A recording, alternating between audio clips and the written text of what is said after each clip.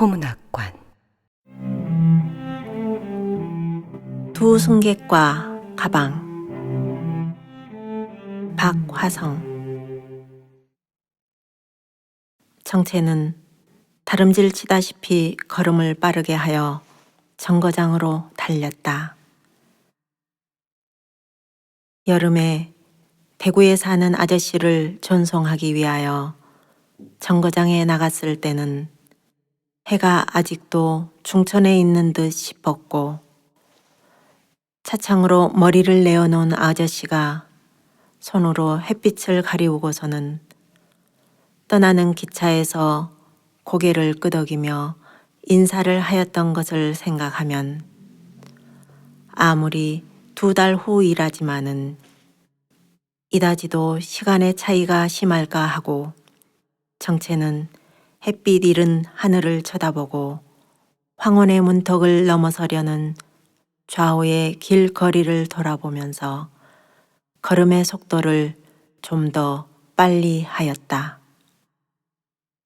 오른편 손에 들린 바스켓이 더 무거워져 가는 듯 걸을 때마다 무릎에 덜컥덜컥 닿았다. 그러고 방금 전에까지 종이가 물고 늘어졌던 저통이 별달리도 더 털렁거렸다. 정체는 왼편 손으로 적삼이에 불룩하게 일어난 두 저통을 어루만지자 갑자기 콧마루가 시큰해지면서 두 눈이 뜨거워졌다. 앞길에 깔린 작은 돌멩이들이 엄버무려 덩어리가 지면서 눈물이 술술 뺨으로 흘러내렸다. 정체는 안타까운 가슴을 소리 섞인 한숨으로 가라앉히려 하였다. 인제야 2살 되는 첫 아들 종이가 젖을 빨면서 말끄러미 엄마 얼굴을 쳐다보다가 정체 어머니 되는 종이 할머니가 "아가, 그만 먹고 이리 온. 엄마가 돈 벌러 간단다. 사탕 많이 사갖고 온단다." 하면서 데려가려 하니까 벼랑간 가슴으로 기어들면서 젖꼭지를 쑥 빼고 "사탕 안 해. 엄마 안 가. 엄마 안 가. 응?" 하고 입술을 쫑그려 뾰족히 내밀고는 앞턱을 올리면서 엄마의 눈을 쳐다보면서 물었다. "아니, 엄마 간다. 사탕 많이 사다 줄게. 우리 종이 울지 말어. 응?" 하고 종이의 뺨에 얼굴을 문지르며 종이를 으스러져라고 꽉 품에 안았더니 종이는 아프다고 소리를 지르며 울었다. 정체가 눈물을 삼키면서 바스켓을 들고 도망하듯이 달아나와서 쓰러져가는 울타리 너머로 다시 집 안을 들여다보았을 때는 어머니는 툇마루에 걸터앉아 기둥을 붙들고 울고 종이는 그 곁에서 발을 구르며 울고 있었다. 정체의 귀에는 종이의 울음소리가 줄곧 따라오며 울렸다. 그 어머니의 울고 앉은 주름 잡힌 얼굴과 하얀 머리가 눈앞에 어른거렸다. 정체의 발은 작은 돌멩이에 채어가지고도 공연히 허둥거리며 자빠질 듯 하였다. 내가 왜 이리 약하여졌을까? 각오한 바가 아닌가. 정체야, 굳세어라. 정체는 혼잣말을 하여 겨우 기분을 전환시키면서 정거장 쪽을 바라보았다. 흰 정복에 검정 정모를 쓴 간수들이 정거장 뜰에 뒤덮여 있고 양복 입은 사람들이 너른 정거장 울 안에서 물 끓 듯한 말소리를 내고 있었다. 정체는 사람 틈을 헤치고 달려들어 높직이 바른편 벽에 걸린 시계를 보았다. 6시 25분. 아직도 차 시간까지는 20분이나 남았건만 시계가 없는 탓으로 퍽이나 허대었던 자신이 어리석게 생각되었다.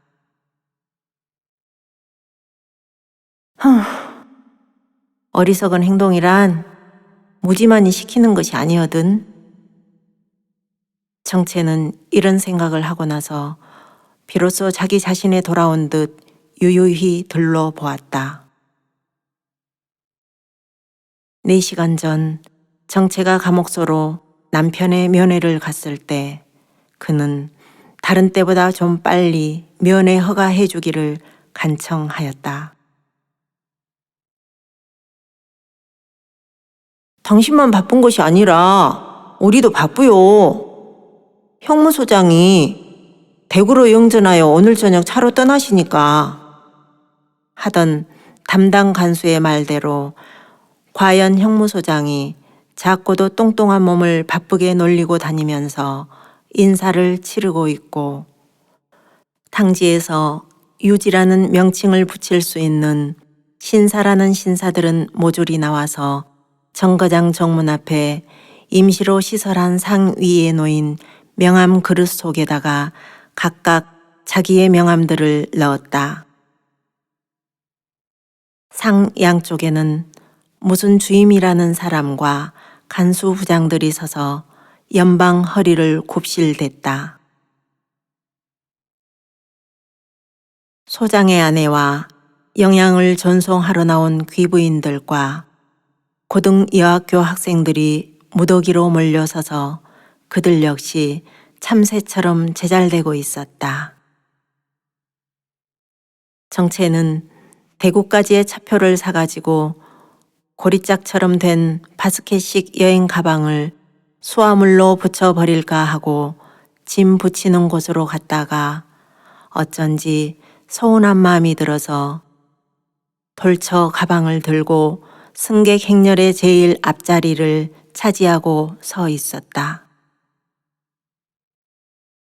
가방이란 남편의 유학시대의 물건인 동시 그들의 가진 물품 중 제일 그가 사랑하는 것인 까닭이었다. 언제인가 남편과 단 한 번 있었던 즐거운 여행 때 가지고 다녔었으며 남편이 지하 운동을 할 때도 무엇인지를 이 가방 속에 잔뜩 넣어 가지고 다녔었고 이번 여름에 쫓겨난 공장에서 금년봄에 여공들을 위한 특별 원족회가 있었을 때도 친한 동무들의 점심밥을 전부 이 속에 넣어서는 번갈아 가며 머리에 이고 갔었다. 사실은 이번에도 보통이 하나면 넉넉한 행장이지만은 가방과 떨어지기 싫은 마음으로 이것저것 함부로 주워가지고 불룩하게 가방을 채웠던 것이다. 정체는 맨 뒤 객차에 한 자리를 잡고 앉아서 밖을 내다보았다. 그 많은 간수들과 전송인들은 전부 개찰구로 들어와서 2등 객차를 향하고 몰려갔다.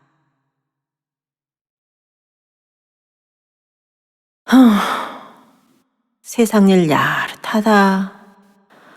하필 그와 내가 꼭 같은 곳으로 한날 한차로 떠나다니.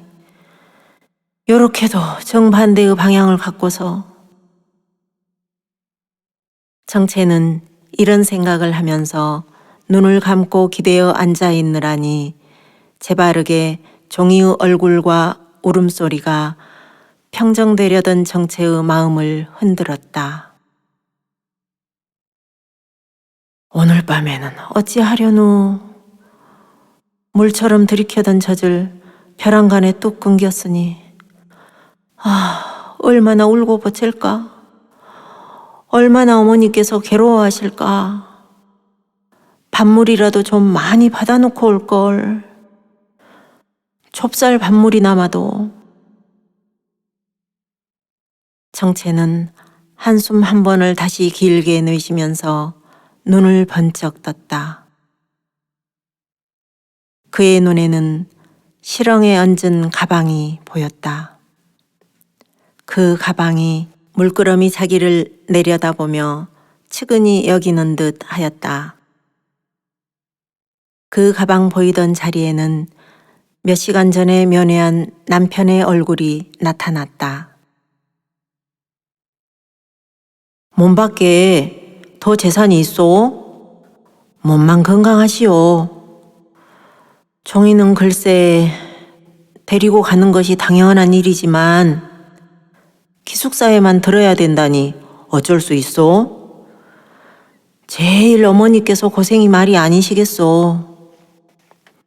그러나 안심하고 가시고 굳세게 나가시오. 하던 다정하고도 힘있는 말소리가 들리는 듯하여 멀거니 가방을 쳐다보고 있을 때 째르릉 소리가 오늘은 별달리 유난스럽게도 크게 들렸다. 정채의 가슴이 울렁하면서 얼굴이 화끈 달았다. 기차는 움직였다. 영씨 만세! 소리가 3번 오렁차게 났다. 정채가 그들의 앞을 지나칠 때까지 그들은 모자를 흔들고 허리를 깝죽거려 영광스럽게 영전하여 가는 사람을 전송하기 위하여 나온 그들의 임무를 충실히 다하였다.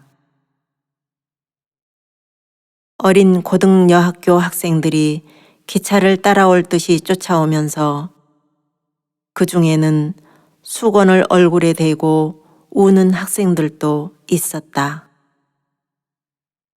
그 아버지야 영전을 하든 말든 정다운 동무를 보내기 싫어서 울고 솟는 그들의 순정을 보고 정채의 눈에도 뜻모를 눈물이 솟았다. 정채는 점점 멀어지는 유달산과 그 산 밑 빈민굴 속의 하나로 있는 자기의 집을 바라보면서 전신의 피가 머리로만 모여드는 듯한 흥분을 느꼈다. 그러다 1등 객차의 영씨는 멀어지는 유달산을 바라보며 감사와 기쁨의 웃음 섞인 석별의 목례를 내었다. 기차는 속도를 빨리 하면서 성당산을 돌아 형무소 앞을 지난다. 정채는 몸을 일으켜 북망산 아래 즐비하게 자리 잡은 형무소에 분명한 시선을 던져 감개 깊은 줄기줄기에 보이지 않는 추억의 줄로 그 집 전체를 휘감고 돌았다. 영씨는 자기의 사무소이었고 작업 감독장이었고 또한 오늘날 영전의 발돋움이 되어준 이 정다운 건물에게 축복과 감격의 눈물겨운 인사를 드렸다.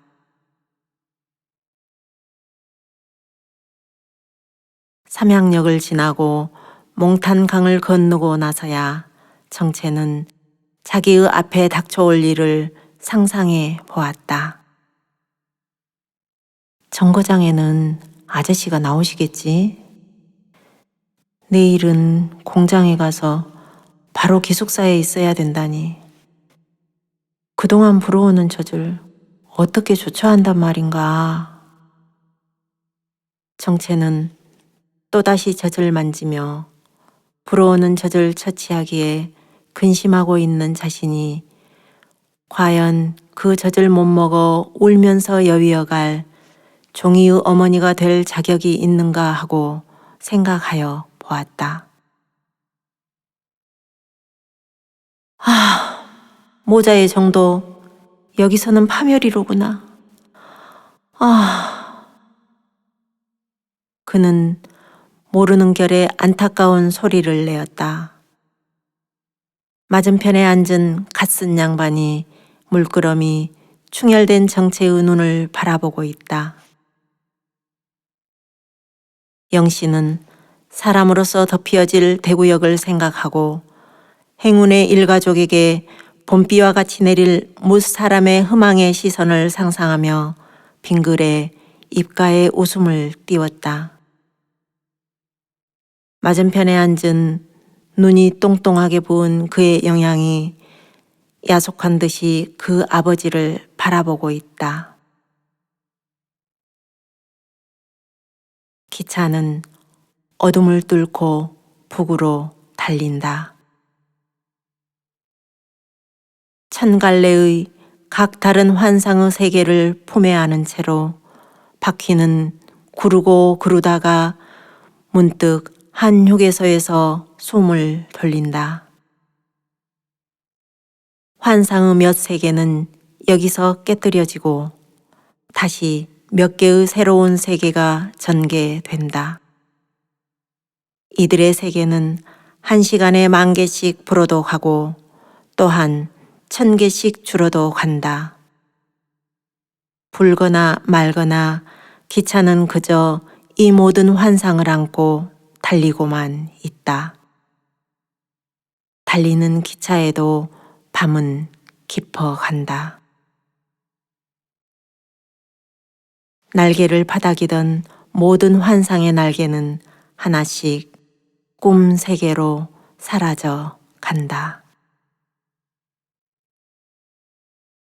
영씨는 비스듬히 자리에 기대어 여송연을 피우며 맞은편 자리에서 콜콜 자고 있는 딸의 붉은 얼굴을 귀여운 듯이 내려다보고 있다. 정체는 불어오는 조통의 아픔을 참지 못하여 준비하여 온 양재기에 젖을 짜내려고 가방을 내렸다.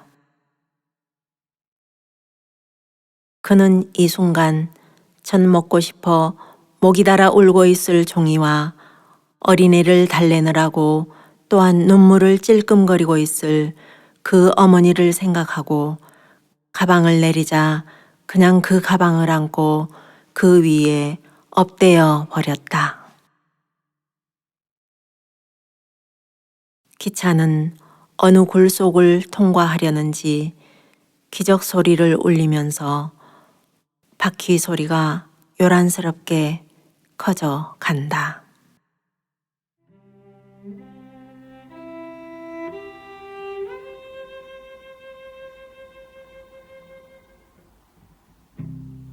목포문학관